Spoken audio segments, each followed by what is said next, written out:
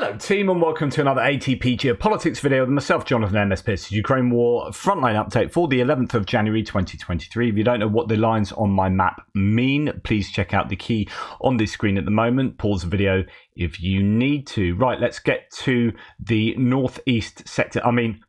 Right, first thing to say is if you're pro-Ukrainian, today's a good day to be pro-Ukrainian.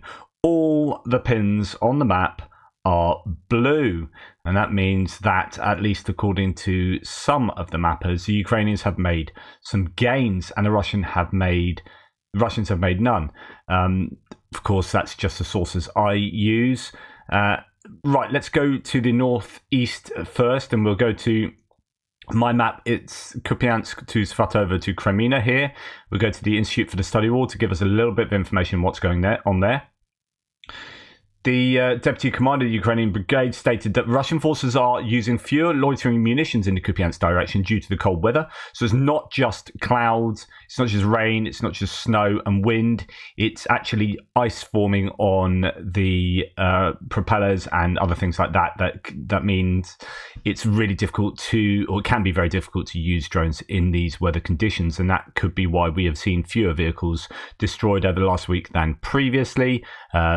Somewhat fewer troops lost, although it's still up in the 800s, which is pretty significant. Spokesperson of another Ukrainian brigade operating in that direction stated that Russian forces will likely increase the number of assaults on Kupiansk direction within the next several days, having brought more personnel and possibly more equipment to the area. So we have heard so often, in fact, there was an article recently in one of the mainstream news sources talking about how the Russians are looking to attack in the Kharkiv area, in the Kupiansk area, fairly soon, potentially. And in fact, when we continue in the Institute for the Study of War American military think tank, we can see that Mashevets, the Ukrainian military observer, has noted that there are a number of units that have moved to the Belgorod, Bryansk and Kursk oblasts, and that could indicate that the Russians are ready to do something a little bit more funky, maybe through the northern borders, maybe just getting ready to be brought into the Luhansk Oblast in order to help with an offensive, a large offensive there that has been talked about a little bit. I don't know that the Russians would be able to do anything significant across the northern borders, given that they are struggling to do anything at the moment anywhere else of any meaningful territorial advance. But who knows? It could put a spanner in the works for the Ukrainian defences. I don't know. The Ukrainians are building up their trench line defences and fortifications on that northern border, but nonetheless, I won't read it to you, but you can see there's an awful lot of activity going on up in the north in terms of Russian forces and their accumulation. Right. Let's now look in more detail at what's going on in this northeastern part of the axis. As you can see here, Surat maps admitting that, or claiming that the Russians have been pushed back just northeast of Sinkivka. Here we can see their claims. The Ukrainian army recaptured the part of Sinkivka under grey area in the grey zone after the Russian army was forced to retreat from the northern flanks. In fact, I think this is probably from the area. This is in Kharkiv. I can't think that it's anywhere else, considering it appears to be quite a large attack. I am not going to play this to you other than, this is in the breaking of the dawn, it looks like, very grey. I'm fairly sure that's going to be early morning rather than late evening. It appears that the Russian forces are on a move here, and then all hell lets loose. I'm not playing you the sound there, but basically cluster munitions hit all around and all the troops get off these vehicles and then run for cover. And I'll tell you what, it's 7.5 minutes. It's just the chaos of war that you see in that, and the people getting injured and not really, they don't know where they are, they don't know who's shooting at them. Then I think some of their soldiers are shooting back, but they're saying, who are we shooting at? It just seems complete chaos. All the while they're getting hit with cluster munitions, and those cluster munitions, they do sound pretty frightening when they strike. I'll try and remember to link this video into the description below here. It's worth a little watch to get a sense of war, to get a sense of what's going on, and also idea that sometimes they just don't know what is happening. The fog of war, the chaos, and those people are running around the forest looking for cover, potentially getting hit. His mate's badly injured by the sounds of it. He's got injury on his face. It's just they don't really know what the hell is going on in that 7.5 minutes. That guy doesn't. Anyway, that's Sinkivka. The Ukrainians pushing the Russians back there. We've seen the Russians expend an awful lot of personnel and equipment in that area. They've also found it somewhat tough to advance consistently in this whole kind of Yehidne-Ivnivka area going up towards Persia-Travneli. Interesting that that Andrew Perpetua has the Ukrainians advancing a little bit in that area. I don't know what the situation is. There's a tiny bit of rejigging, so the Russians get like a sliver of land extra here, and then the Ukrainians pushing the Russians back in that area. But I don't know whether that's just some evidence through shelling and thus a rejig of the mapping there, or whether that does actually indicate a counterattack. It's more likely going to be a rejig as far as I would be concerned. But nonetheless, again, Ukrainian gain there in terms of the Russian defensive line being pushed back. Nothing else to report until we get down to this large salient north of it's north of Torska. It's west of Crimea on the way to Torska, Zarechne and Yampolivka. Well, actually further up towards Terny, the Russians have been pushed back quite a bit. Here we have in fact, I don't know if I've got the tweet for that. Yeah, because this is the last one I had in the area, which is the same sort of area, just kind of, I guess, east southeast of Terny. But actually, we're talking about this whole area up there. It could just be that Surrey Maps hasn't released the individual tweets. Sometimes they change a map and then tweets come out later.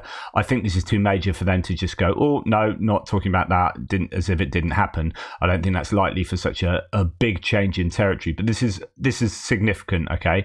And it makes me wonder whether they were being really quite overzealous with the claims of the Russian advances, because they suddenly took all this land north of this Torska salient. All of this land suddenly fell in like a few days, and then to get such a large amount of land go back the other way to be brought under control of the Ukrainians or alternative grey zone, I think is unlikely. You're not going to get that much movement from both sides. So my personal thoughts is it might have been just a bit overzealous, and he's got form for that. So anyway, nonetheless, that is significant amount of land. As you can see, goes from all over there right back to here. Let's just measure that in terms of distance. That would be a change of something like something like 2.5 kilometers back the other way after seeing that go the Russians' way previously. Anyway, now we'll come on further to the south towards Bakhmut, where there isn't an awful lot of movement, particularly in the north. ISW has this to say of Bakhmut, which is geolocated footage published on the 10th indicates that Russian forces advanced southwest of Bakhmut. So we haven't seen that from any mappers, but this is going back to footage from the 10th, and that's when it was published. So, of course, it might not have happened on the 10th. It might have happened on the 9th, and we could have recorded this previously. Anyway, we've got an FPV drone of the Ukrainians attacking Russian positions in this area. So we'll just plug that in. And that comes up with what we already knew, which is that the Russians are in that Dacia area, just near to not too distant from that MiG statue that's over here. And these Dacias have been taken anyway. There's a bit of geolocated footage to confirm possibly that those lines are true. Of course, you can't quite tell with timing and how robust control is and what that all means, but it seems like, other than that, there hasn't been much movement in this northern area. Bodanivka has remained fairly consistent for about 3 days now, and that is good news for the Ukrainians, as they seem to have stabilized that part of the front. There's a tiny bit of a gain for the Ukrainians in between Avdiivka and Zelenopilya, or Kurdyumivka, where they are pushing the Russians back to the railway line, and the Russians have ceded control of this area of woodland just by the railway line, as according to Surat Map maps, but that's not recorded on any of his tweets or anything, just to change in his mapping there.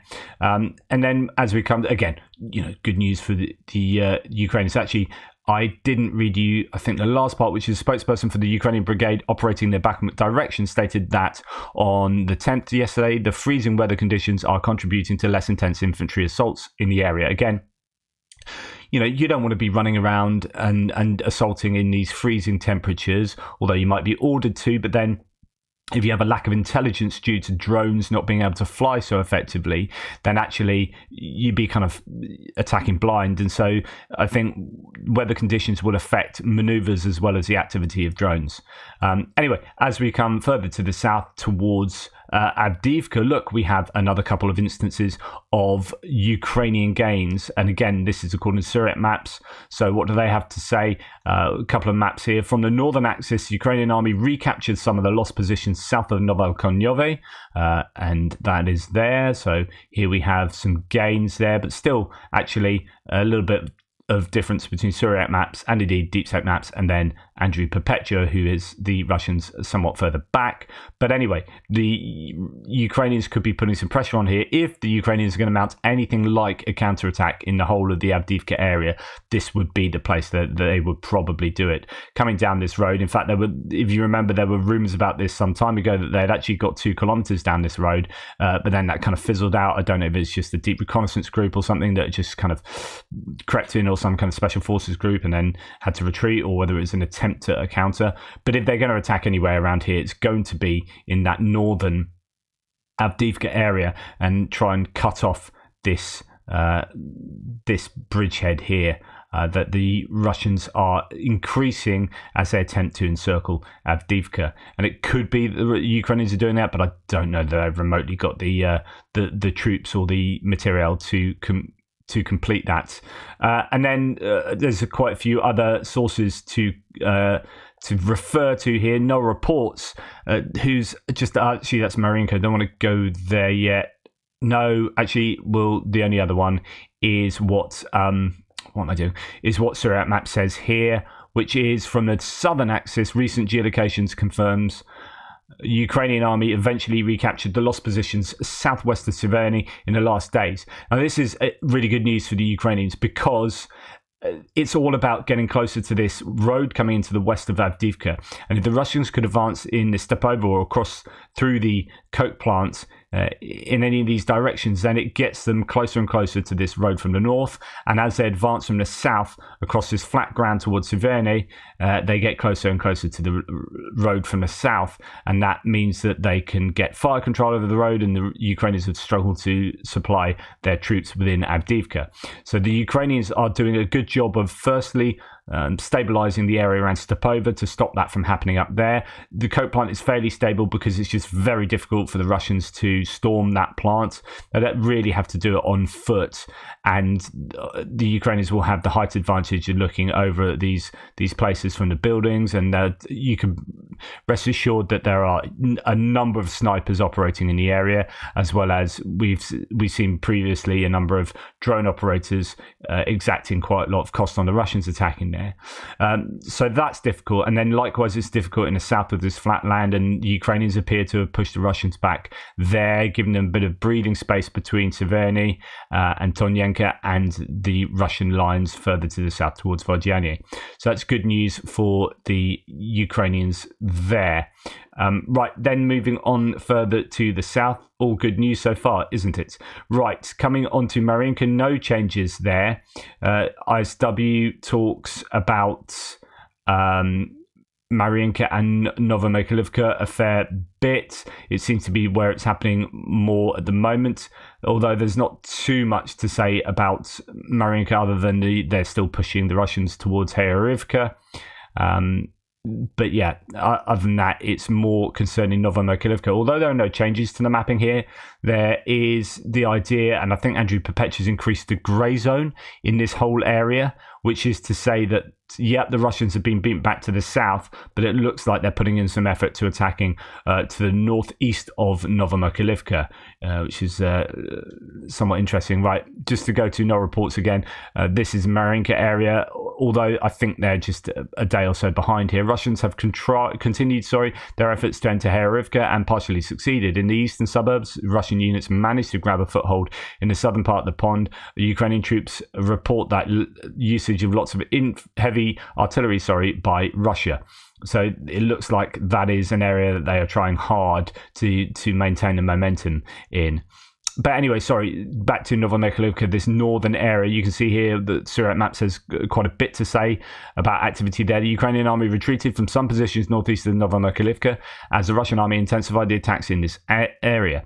Following the failure of Russian troops to capture the town from the south, they are now trying to advance from the north to increase the pressure from three sides in order to force Ukrainian troops eventually eastwards to Avdiivka. The capture of T-0524 road seems to be one of the priorities of the Russian army this year, especially the town of Vuhledar, which has become a symbol for Ukraine, as any attempt to capture it by Russians ended in failure. It's an open area, quite fortified, which means the operations won't be easy and for sure not fast. At the same time, the Russian army is slowly entering in Avdiivka, which is under heavy shelling. Okay, so I presume 0524, that road, I'm not quite sure which road they're referring to, because that's the 532. Yeah, I'm not quite sure what road he was meaning there, but anyway, the idea that they're putting pressure on Avdiivka and also trying to, realistically, they're trying to take this road, as I've said before, that road to Vuhledar, which is under increasing pressure as the Russians have been advancing slowly westwards. You can see this white line here indicates the pre-May the 30th Ukrainian counteroffensive line. So since the Ukrainian counteroffensive started, the Russians have taken this area and all of this area to the north of Novomykhailivka and all of this area to the south of Novomykhailivka. So they are making these advances, and this road seems to be one of their major objectives there. But the Ukrainians have held them off to the south of Novomykhailivka. Will the Russians have any more success by changing things up and trying to go for attack from the north or into the north of the settlement? Here we have talk of what's taken place to the south, and actually this was yesterday's movement on the maps, but no reports is kind of review of the situation. Geolocated footage shows that Russian troops have entered the forest and ledge area west of the access road from Solodka. This could have happened earlier, but until now it was visually not confirmed. The city itself remains unbreached. So that's in light of all the successes that the Ukrainians seem to have been having of late around the south and the east of Novomykhailivka. There are still threats from the north and indeed further to the south towards Vuhledar. Right. Here, finally, this is from the Institute for the Study of War, that says geolocated footage published on the 10th indicates that Russian forces advanced northeast of Novomykhailivka. And here we have Ukrainian 79th repelled Russian mechanized assault northeast of Novomykhailivka, destroyed tanks and BMPs, likely near this place. And then there's an additional new loss. Let's go and find this first geolocation. And that is not there. What are you doing? I hate it when it does that. It's because I put a dot in accidentally. There we go. Right, let's go back to...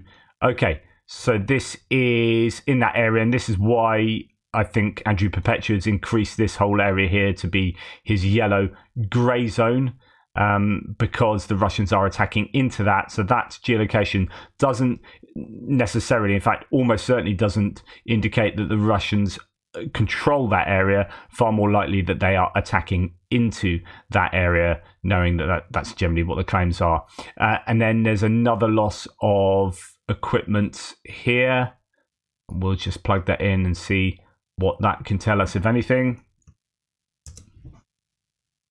Yep, same sort of area, but slightly behind the first one, indeed behind the Russian lines, as according to Surat map. So, yep, that is Yeah, there's a lot of activity obviously taking place to the north here, but yet again, as we've seen in the approaches to the south of Novomykhailivka, let's go and get a handle on, well, actually, let's see it from the Russian point of view. So the Russians are going to be attacking towards Novomykhailivka. They're coming along here, and as you can see, it's incredibly flat land, right? So as they move across here down in that direction, you've got two massive open fields here that mean that the attack will be incredibly easy to spot, and you pretty much be like sitting ducks.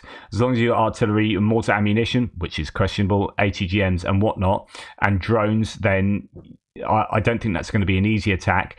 And when we've seen that happen previously in other areas, including around here to the south of Novomykhailivka, it's ended in an awful lot of equipment losses. Let's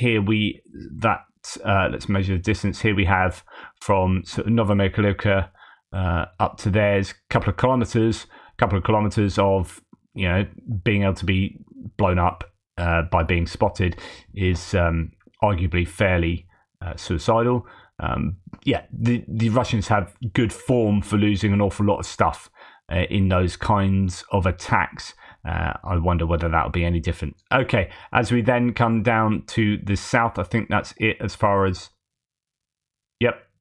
that area is concerned. We're going to now come on to Krynky, where I told you, actually no, that was from the Sinkivka. I've gotten in the wrong place. This, just to remind you this morning, that both video and Russian source telling us that the Ukrainians have been exacting a heavy toll on the Russians. In that small attack, they lost most of their little company of people, or platoon, but also, small group of 5 actually. The claim. Oh my God. That's exactly what I did this morning. Oh, I did that this morning. I don't know if I did that in the one where I had to re-record it, so you didn't hear that. Absolutely cacked myself again there. What happened? Why did that suddenly shout at me? And I know I can mute my tabs. You don't need to tell me. I just love having that fight with music. But my goodness, that scared the bejesus out of me. Whew. Anyway, that is the source that says that a Russian source that says that the Ukrainians are exacting a toll on the Russians at a ratio of 7 Russian losses to 1 Ukrainian losses in that Sinkivka area. I thought that's a Krynky one, but it wasn't. So apologies there, because that's where we're going next. There's no activity in Velika Novosilka or Robotina, just kind of positional stuff. Let's just see if there's anything in the ISW. This was worthy of note. Ukrainian Melitopol Mayor Fedorov stated on the 9th that satellite imagery indicates that the Russian forces have built tens of kilometers of new trenches and defensive structures in the last months of 2023 in Zaporizhia and Donetsk Oblast. This is hardly surprising at all. The attacking has, the combat has quietened down an awful lot in this whole area here. And you can rest assured that the Russians won't just be sitting on their hands thinking, well, that's nice. All right, time to have some vodka. I mean, they might be doing that as well. But they'll be made to work as hard as possible, I assume, in building many more fortifications. These fortifications have been a lifesaver for the Russians, and any kind of downtime, you'd imagine they'll continue doing that. So the Russians, when they're not being attacked, are building up their defenses, and that is the worry. And that's why Ukraine, in this period of winter, going into spring, and maybe even into the summer, need to be having a period of active defense where they are prodding and probing and keeping the Russians busy, keeping them fixed in places so that they can't build huge networks like that will end up meaning that any movement for the Ukrainians will be more costly and more time consuming. Right, as far as that is concerned, we're going to now move on to Krynky area. Geolocated footage published on the 9th indicates that Russian forces advanced southwest of Krynky. So we come now to Krynky on the Dnipro River. Southwest of Krynky would be an advance around here. Let's see what the geolocation throws up. Okay, So that's over here. What do we have? The Griffin unit, the 501st Separate Mechanized Brigade, is defeating Russian BMD and the Occupy thanks to FPV kamikaze drones in the Krynky region. So it's a BMD and personnel, I presume. I've not opened that up, but it's obviously inappropriate to show you, unfortunately, on... well, I don't know if I mean unfortunately. It's the nature of war, and not everyone wants to see stuff like that. Right, bit of a render crash. So let's now see where the ISW is locating that. So Russians appear to be in that area. I wouldn't call that... They say southwest of Krynky. Not exactly southwest of Krynky. It depends what you define as Krynky. So, of course, it comes up to here. So, I suppose, yeah, if that's what you want to call it, I'd say that's pretty much in Krynky. That would confirm Surat Maps's claims of Russian control, but it also confirms Andrew Perpetua's claims of the grey zone next to the Russian control area. In fact, it's very close to their control. So, either or. The Russians are active around there. I don't think that shows that they've necessarily advanced at all. I would disagree with that. There were claims from Andrew Perpetua that Russian sources are claiming that the Ukrainians have taken control over this area. It's a bit confusing at the moment in terms of there are Russian artillery strikes there, but there was a drone strike, I think somewhere here, as well as Russian strikes there and there. So, I think keeping that as a grey zone is probably quite accurate for Andrew, to be honest. So let's now then have a look at a few others, just see if the Russians have got even further in as they're being struck at all these geolocated areas. Yeah, that's right on the edge. In fact, that is going now further into Krynky. So it could be an advance of the Russians, to be honest. But it's a bit difficult to say. Again, if we don't know how long the Russians were there, whether they're repelled, whether it's just a little reconnaissance group or special forces group getting into behind enemy lines, so on and so forth. Nonetheless, some equipment lost in that area.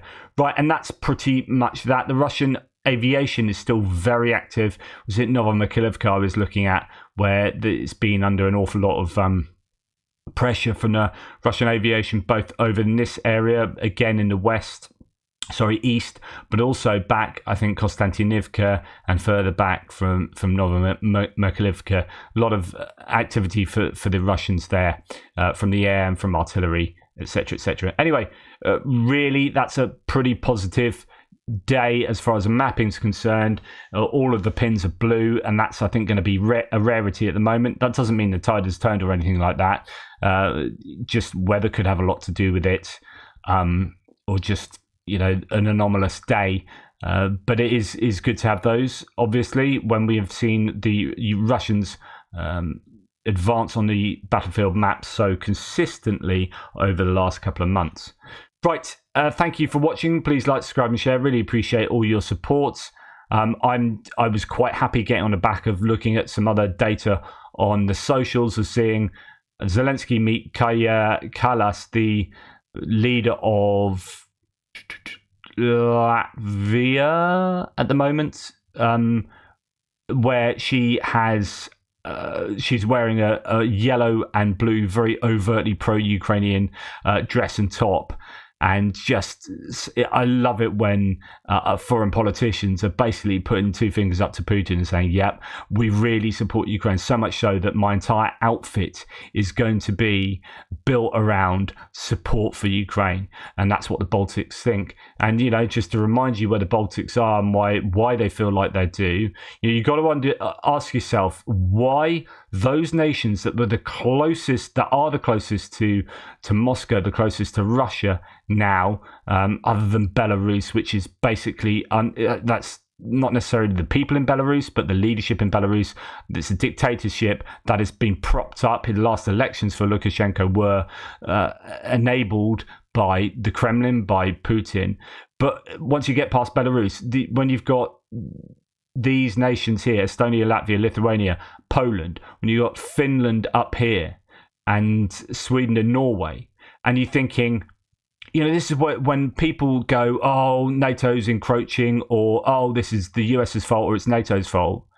I think right at the beginning of the war, I think I've got it in that article I did about whether the war is so clear cut, and there was a historian on, I think it was, who pointed out that you've just got to look at what happened at the end of the Warsaw Pact.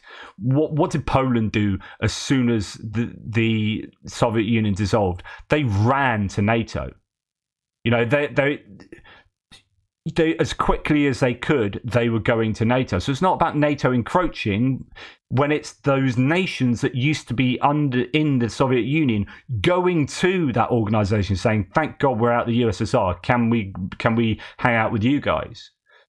It's really easy to blame NATO and to blame Western nations, but actually you've got to look at the behavior of those nations that were formerly under the control of the Soviet Union, especially these ones in the Northeast, the Baltics, Poland, and the Nordic states, and think, yeah, they're not a big fan of Russia, and that's a real challenge. And so when Zelensky goes to these nations, these are the nations that give him so much support, give him more kind of overt support than, say, if he went to, I don't know, Spain or Belgium or somewhere like that. These are really anti-Russia for many historical reasons that I'm sure you're aware. Anyway, as I said, thank you so much for supporting. Take care of yourselves. Speak soon.